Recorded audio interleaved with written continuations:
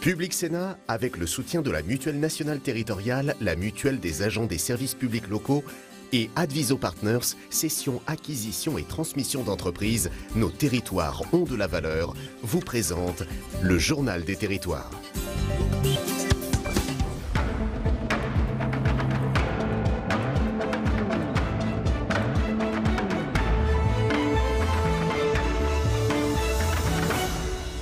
Bonjour à tous et bienvenue dans notre émission avec la presse quotidienne régionale, les télés locales de France, le réseau Via Télévision qui sont nos partenaires, les uns des radios, 130 radios territoriales réparties dans tout l'Hexagone et TV5 Monde.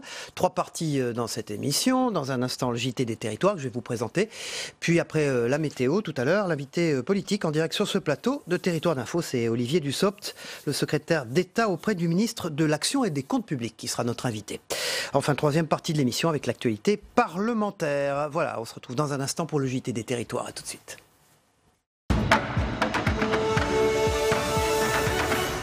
Pour ouvrir ce journal, cette initiative qui nous vient des Alpes-Maritimes, un poncho connecté pour les sans-abri, une création de l'entreprise Cocouv qui souhaite apporter de la chaleur et veiller à la santé des sans-abri.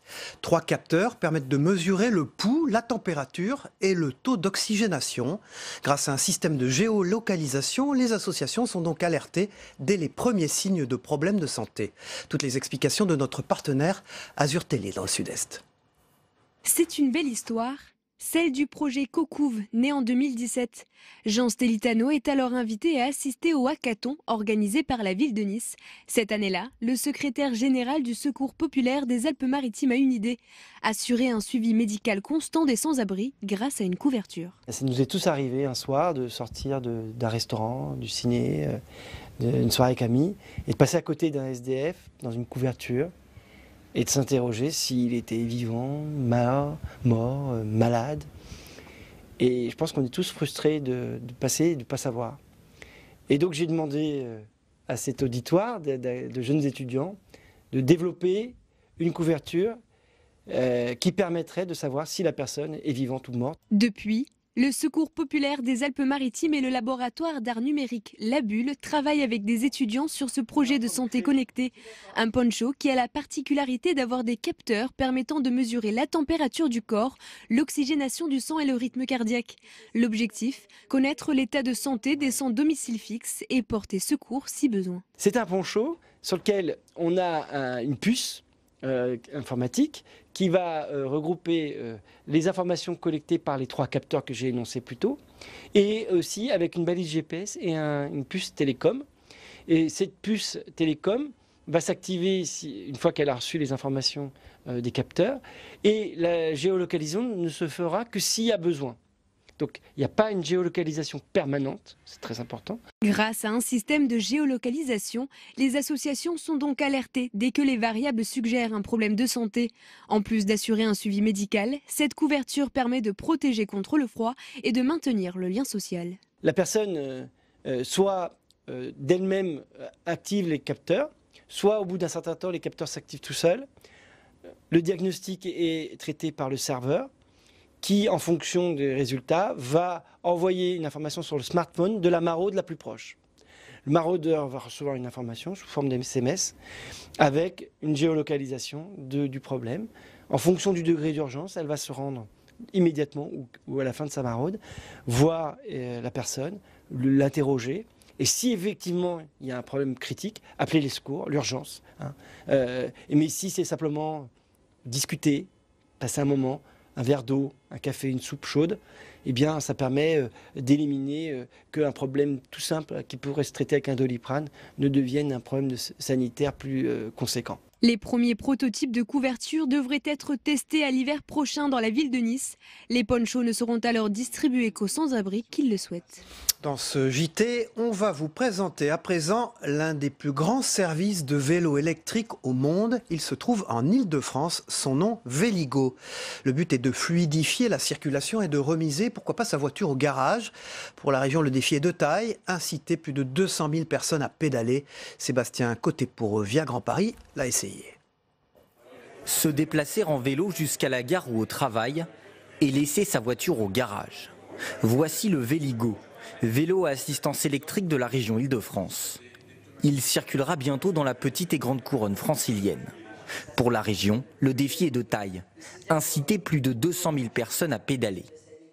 Multiplier par 3 le nombre de cyclistes sur des trajets entre 5 et 10 km. Et l'objectif, c'est donc de polluer moins, d'avoir moins de voitures, et puis aussi de faire du sport santé, parce que le vélo, c'est bon pour le stress, c'est bon pour le physique. Pour atteindre les 2 millions de trajets en 2021, la région a imaginé le plus large service de location de vélos électriques au monde, 20 000 de roues d'ici 2020 en Île-de-France. Donc nous allons mettre en plus de ces vélos des parkings sécurisés Véligo aux portes des gares et aux portes de Paris, de façon à ce qu'on puisse laisser son vélo et ne pas le laisser traîner dans la rue toute la journée.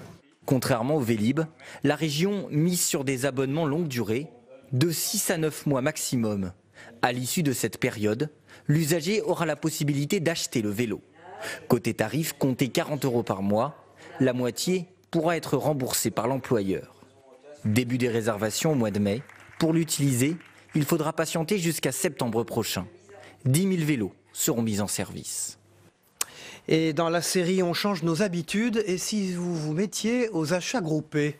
Des habitants de Brest se sont lancés dans cette démarche. Ils commandent chaque mois auprès des producteurs locaux. Et pour eux, le gain n'est pas seulement économique. Reportage de Sophie Lecroisier pour la chaîne Thébo, notre partenaire du Télégramme. Les fruits et légumes viennent d'être livrés, les produits laitiers sont stockés et les crêpes fraîches arrivent tout juste. Une trentaine d'habitants du quartier des Quatre Moulins à Brest ont passé commande. Il s'agit d'achats groupés en circuit court, une idée qui a germé au centre social de Kérango il y a 8 ans. C'était l'idée de proposer aux gens du quartier qui n'ont pas trop les moyens de manger des légumes sains et régulièrement à petit prix. Sur un panier, je dirais, de 30 €, en supermarché ou en marché classique, on peut arriver à faire une bonne économie de 10 € ici. Une fois par mois, une dizaine de producteurs locaux déposent au centre les commandes. Leurs produits défient toute concurrence, 90 centimes les 6 œufs de plein air, 1,50 € le kilo de poireaux. Je réduis mes marges, voilà. Je fais cadeau de mes marges. Pour moi, c'est important de montrer qu'on peut être patron, qu'on peut aussi gagner sa vie, mais qu'on peut aussi faire des cadeaux de temps en temps dans la vie pour les autres. Pas de conditions de ressources pour obtenir le droit de commander au Cabas des Champs. C'est ouvert à tous. Ce qui me plaît dans le concept, c'est le circuit court. Et comment j'allais dire, la qualité des produits aussi. Je trouve que c'est vraiment intéressant, le rapport qualité-prix en plus. La proximité déjà, je trouve que c'est plus simple, c'est plus convivial. Il y a beaucoup de choix, surtout à l'heure actuelle. L'opération Cabas des Champs ne fonctionnerait pas sans l'aide précieuse d'une dizaine de bénévoles. Ça fait faire des économies aux gens, qu'ils ont des légumes bio, c'est bien. Et en même temps, ça nous permet, une petite cellule, de se retrouver et de papoter ensemble, on va dire. De nombreux centres sociaux brestois ont suivi l'initiative des Cabas des Champs et proposent aussi des achats groupés. Avis aux amateurs. Voilà, pour ceux qui ont faim, la cité de la gastronomie, c'est pour bientôt et c'est à Lyon. La ville, capitale mondiale de la gastronomie, accueillera un lieu unique qui mettra à l'honneur les plaisirs de la table, de la santé, du bien-être et de l'art de vivre au cœur du Grand Hôtel-Dieu, actuellement en pleine reconversion. Plus de détails avec Bertrand Frachon de la chaîne TLM, Télé Lyon Métropole. Dans la cité de la gastronomie, on peut trouver des choses qui s'adressent à des publics différents. Un espace qui s'appelle le GastroLab, qui est dédié plus aux professionnels du secteur. Un espace dédié aux enfants, la gastroludothèque, espace Miam Miam. La visite aujourd'hui du chantier de la future cité de la gastronomie qui ouvrira à l'automne à l'Hôtel-Dieu, sous le dôme des 4 rangs. 4000 m² d'exposition et d'ateliers interactifs exploreront les liens entre nutrition et santé en mettant en valeur les produits locaux. Pourquoi Lyon est capitale de la gastronomie?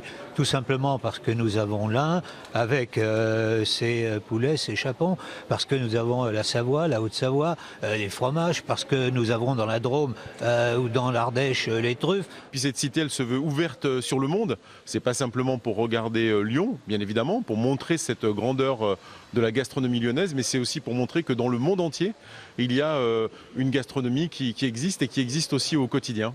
Sur ces 4 niveaux, la cité de la gastronomie devrait accueillir 300 000 visiteurs annuels. Elle présentera 2 expositions temporaires renouvelées 2 fois par an.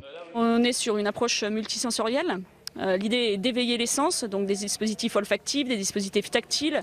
On peut par exemple avoir un artichaut géant que le visiteur peut manipuler pour raconter l'histoire de la mère Brasier et de sa recette du fond d'artichaut au foie gras. La Cité de la Gastronomie sera ouverte 7 jours sur 7. Le tarif adulte de la visite est déjà fixé à 12 €. On poursuit ce journal avec les unes de la presse quotidienne régionale et de certains sites numériques de celle-ci. A tout de suite.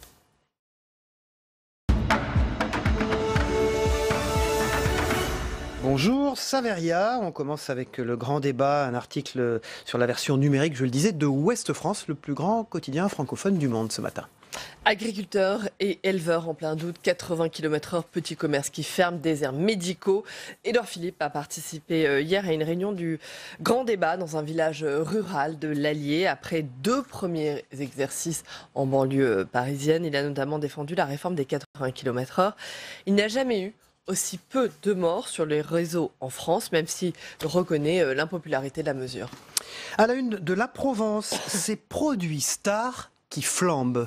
Je vous en parlais hier. À partir d'aujourd'hui, les prix de près de 800 produits du quotidien vont augmenter. La loi alimentation entre en vigueur. Conséquence directe, les enseignes n'ont plus le droit de vendre à prix coûtant. Le seuil de revente à perte est relevé de 10% avec une augmentation de 4-5% des prix en moyenne. Le but est de mieux rémunérer les producteurs et les agriculteurs. À l'heure où la question du pouvoir d'achat est très sensible, cette hausse effraie les enseignes et même le gouvernement. Ce que je demande aux grandes surfaces, c'est de trouver un moyen de répartir les marges différemment, explique Didier Guillaume, le ministre de l'Agriculture. Qui présentait ses vœux à la presse hier et qui a exactement dit ça. Autre augmentation, les péages à la une de Nice Matin, Saveria ce matin.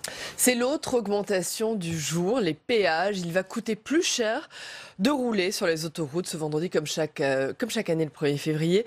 Les tarifs des péages vont augmenter, une hausse toujours sensible, encore plus cette année en pleine crise des gilets jaunes. Et alors que les sociétés d'autoroutes sont accusées de faire de gros bénéfices, l'État les a tout de même poussées à faire une petite concession. Les conducteurs qui font régulièrement le même trajet vont pouvoir bénéficier de 30% de réduction à partir de 10 allers-retours par mois. À Nice, les habitués du contournement ne devraient pas être touchés. Et on termine avec la Charente libre et le blues des jeunes ruraux ce matin. Ils ont entre 16 et 25 ans, ils habitent à Montembeuf ou à Chalais. Statistiquement, ils ont moitié moins de chances de faire de longues études. Ils ont moins d'accès au transport, au sport, à la culture ou encore à l'information que les jeunes à Bordeaux, à Paris ou même à Angoulême. Les jeunes ruraux représentent 60% de la jeunesse française. Un livre décrit leur quotidien et les qualifie d'invisibles. C'est ce que ressent justement Martin, 24 ans. Il vit à Luchac, un village non loin de Jarnac. Là-bas, tu peux crier autant que tu veux, personne ne t'entendra. Paroles de jeunes ruraux charentais à lire donc ce matin dans Charente libre. À gauche, vous avez vu un loup sur la scène du théâtre. C'est à Angoulême et c'est aussi dans la Charente libre aujourd'hui. Merci Saveria, on vous retrouve en troisième partie pour l'actualité parlementaire dans notre émission. Dans un instant, le Club de la Presse. À tout de suite.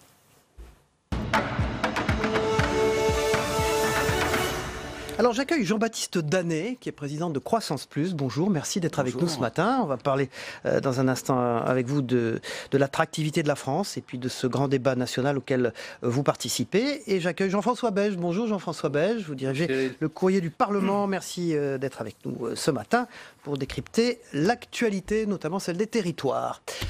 Jean-Baptiste Danet, vous êtes président de Croissance Plus. On va d'abord expliquer rapidement aux téléspectateurs ce qu'est Croissance Plus. J'allais dire, à quoi vous servez ? Croissance Plus est une association d'entreprises de croissance, d'entrepreneurs de croissance.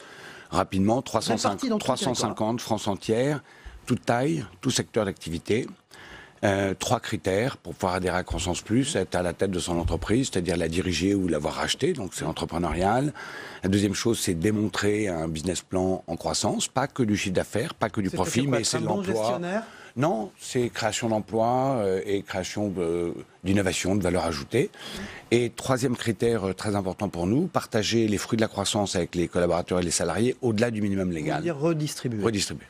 Voilà. Est-ce que votre association va participer à ce grand débat national dont tout le monde parle, et qu'est-ce que vous pouvez apporter, je veux dire, de plus dans ces débats qui, pour l'instant, se sont faits entre l'exécutif et les maires, beaucoup? Bien sûr. Je dirais que tout au long de l'année, nos commissions de travail réfléchissent à comment proposer à l'exécutif, quelles que soient des solutions et des projets ambitieux pour le pays. Alors très liés, très connectés à l'entreprise, bien sûr. On va participer de 3 manières. D'abord, nos adhérents sont tous des entrepreneurs, mais ce sont des citoyens. Donc ils vont participer à titre individuel. Deuxièmement, nos commissions de travail vont proposer des solutions. On va essentiellement travailler sur 2 volets, c'est la fiscalité et la réforme de l'État, 2 des 4 volets. Et troisièmement, on va aller en région, on va organiser des réunions en région. On organise une réunion à Lille le 5, une réunion à Lyon le 13. Et donc on va au plus près, je dirais, des entrepreneurs de nos territoires, parce qu'on est bien conscient que la grande réforme, ou ce qui devrait sortir de ce grand débat, c'est quand même une réforme fiscale profonde pour redynamiser les territoires. Pour l'instant, 0. Hein. Et pour l'instant, il y a un... non, mais c'est à nous de proposer. Jean-François Beige, on parle un peu de l'attractivité de la France. Ces images qu'on a tous vues depuis plusieurs mois, les Champs-Élysées, les casseurs, ça constitue un vrai problème. On dit évidemment que les chiffres de la croissance ont été revus à la baisse à cause de cette crise des Gilets jaunes et de ces manifestations en France. Ça peut se rattraper? Oui, évidemment. Alors, c'est vrai qu'il faut quand même toujours relativiser à propos des mouvements sociaux, même de grande ampleur, parce qu'on s'aperçoit que très vite, souvent les choses redeviennent, c'est presque...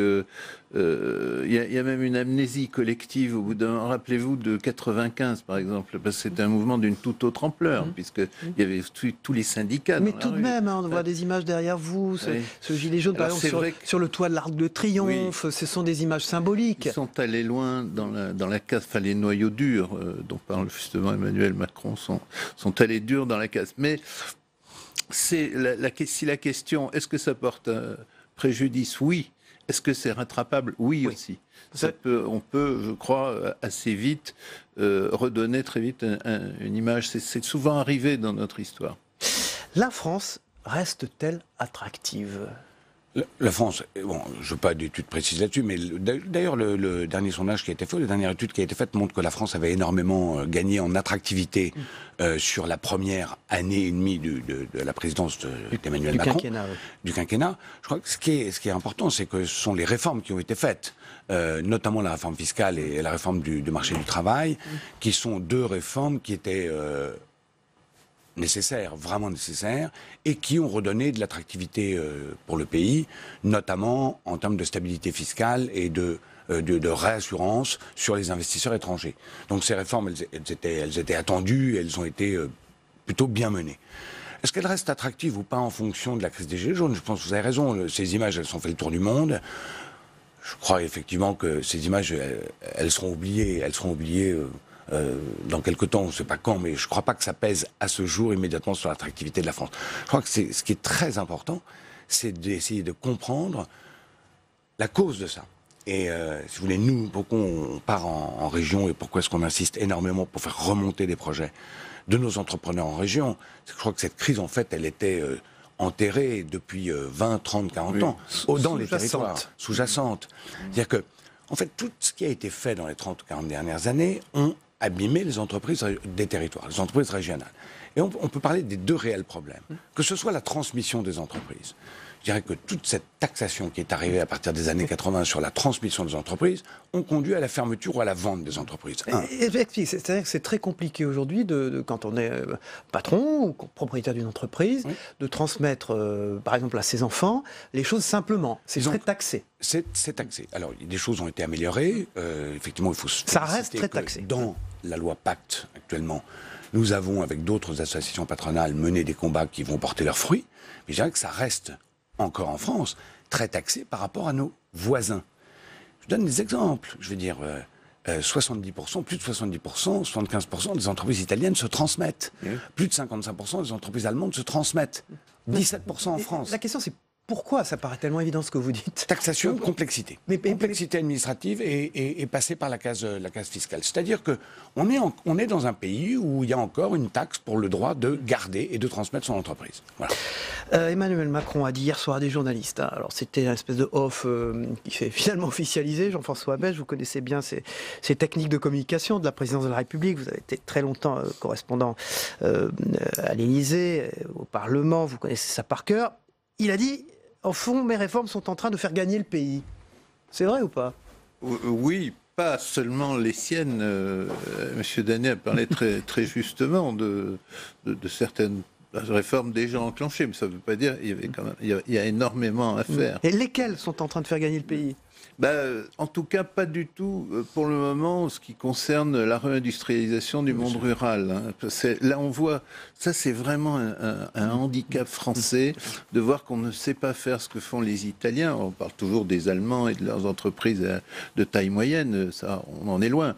Mais quand même, on pourrait faire aussi bien que les Italiens. Vous savez, on voit les publicités de Poltron et Sofa.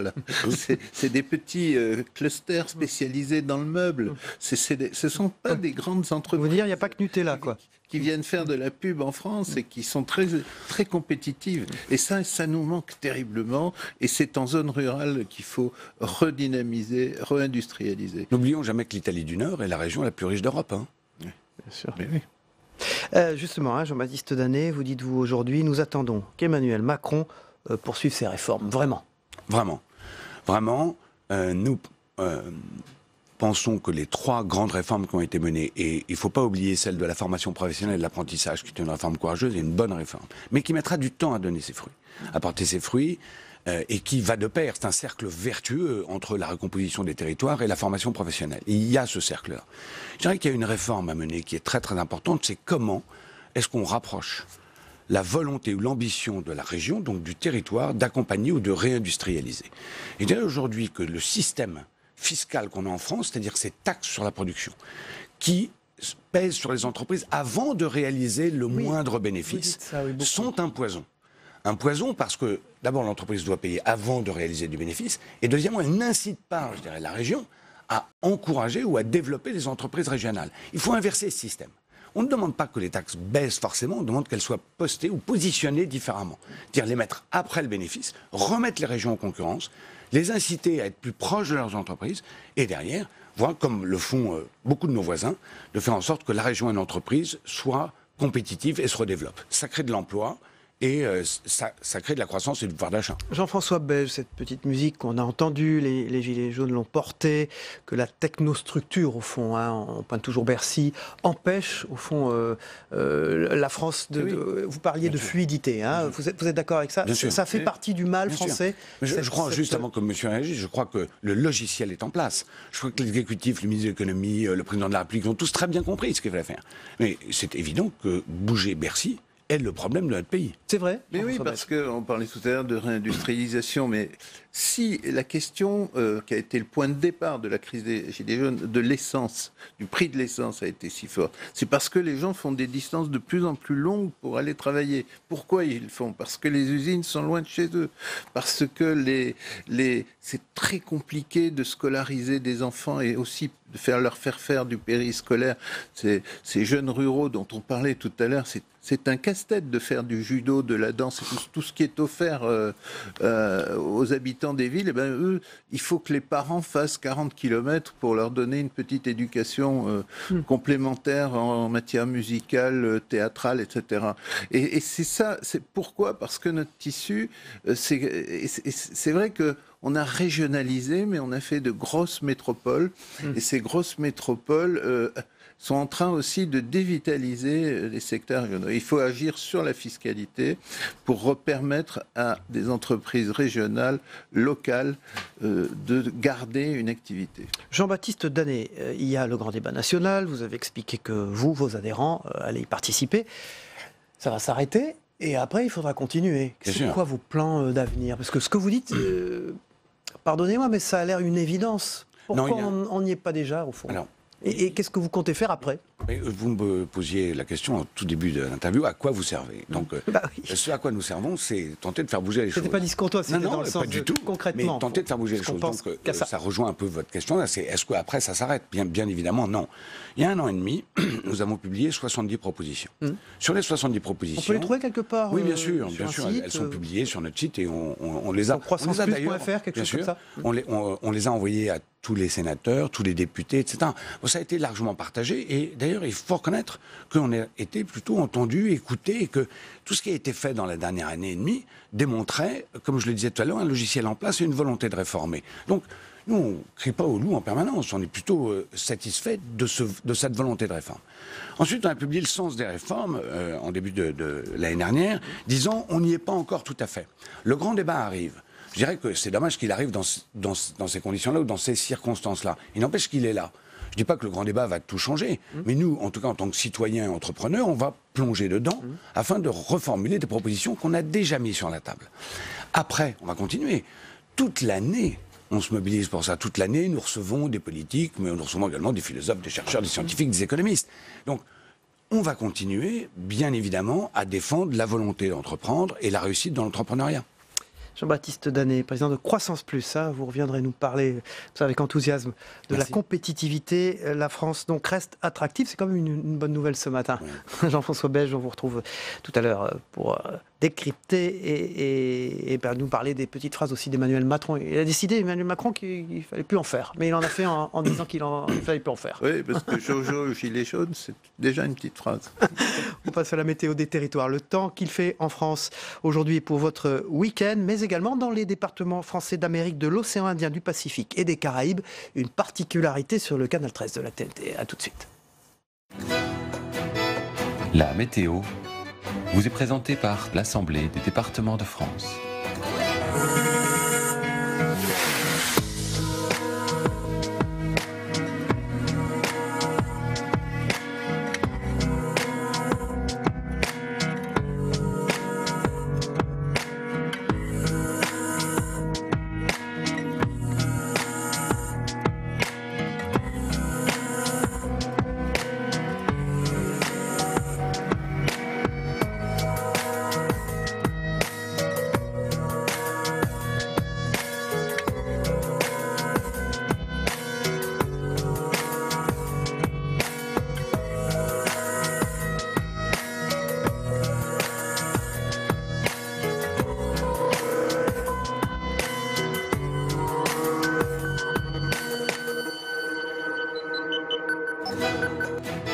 C'était la météo avec l'Assemblée des départements de France. Voilà, on va se rendre du côté du reste du monde avant de recevoir notre invité politique. C'est le Zap Monde de TV5 Monde et on va aller regarder ce qui se passe au Cameroun. Vous le savez, 2 journalistes du journal Le Jour, dont la rédaction de ce journal n'a plus de nouvelles. On regarde ensemble, on se retrouve après.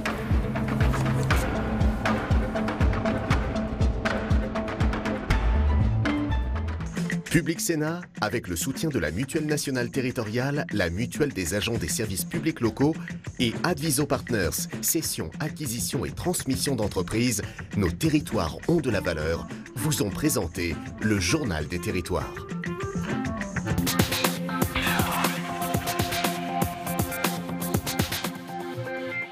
À Yaoundé, la rédaction du quotidien Le Jour reste sans nouvelles de ces 2 journalistes depuis lundi soir. Seule information, Théodore Tchopa et David Eyengue seraient actuellement écroués dans les geôles du groupement spécial d'opération, une unité de la police camerounaise.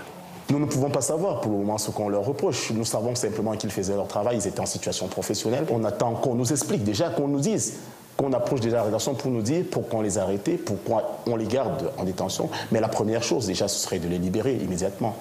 Soutenu par les travailleurs du secteur pétrolier qui ont défilé pour lui ce jeudi, Nicolas Maduro, qui attribue les pénuries alimentaires aux sanctions américaines contre le Venezuela, reste sous pression internationale, européenne notamment. Bruxelles qui annonce la création d'un groupe de contact international pour aider à l'organisation d'une nouvelle élection présidentielle. Il y a une pleine unité sur l'évaluation de l'objectif de l'Union européenne et de ses États membres, celui d'avoir pour les Vénézuéliens, dès que possible, des élections présidentielles libres, démocratiques et des garanties internationales. 380 voix pour, il en fallait 376. À 4 voix près, les députés européens ont dit oui à plus de transparence. Désormais, certains d'entre eux devront publier sur Internet toutes leurs rencontres avec des groupes d'influence, ces fameux lobbies si actifs à Bruxelles. Le Belge Bart Stas a été co-rapporteur de la commission spéciale pesticides. Il a pointé du doigt des propositions d'amendements fort inspirées par les lobbies. Le contenu était tellement détaillé que c'était pas possible que les députés avaient écrit les amendements eux-mêmes. De toute façon, j'ai plus rien à gagner parce que vous avez vu ma progression. Au premier Vendée Globe, j'ai fait 3, au deuxième, j'ai fait 2, et celle-ci, je fais 1. Donc je peux rien gagner. Sa première victoire en 42 ans. Et pour Jean-Luc Vandenede, elle a une saveur particulière, celle des récits de son enfance. Il voulait revenir à l'esprit des pionniers, faire un tour du monde à l'ancienne, sans escale, sans assistance, sans électronique, avec un sextant et les astres pour le guider.